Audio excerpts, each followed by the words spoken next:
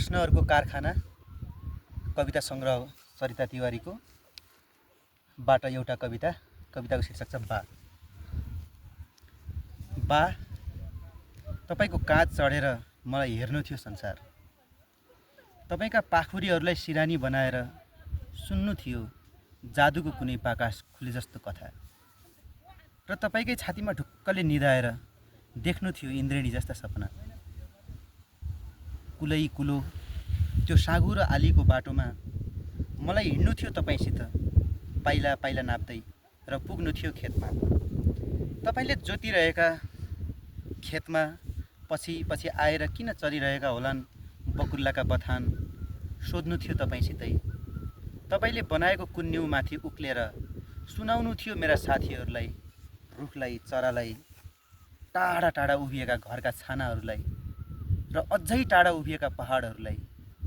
हेर कति अग्ली भएकी छु म, कति धेरै थिए म भित्र प्रश्न।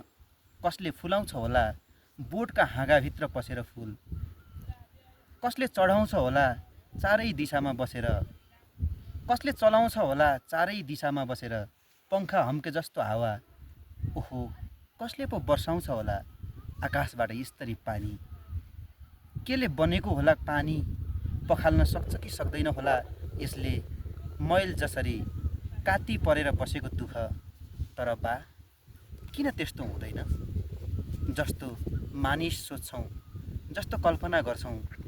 हल्लिरहेको मेरो सानो मुटु, काँपिरहेका मेरा जोर आँखा, जसरी बलेर सिद्धिन्छन् आगोको सुता र पग्लिएर सकिन्छ मैनबत्ती। म भित्र सिद्धिएका छन् अरू सारा प्रश्नहरू, तर सोध्नु छ एउटै प्रश्न। त्यसले थिचिरहेको छ गरुङको ढुङ्गाले जसरी मेरो आत्मा।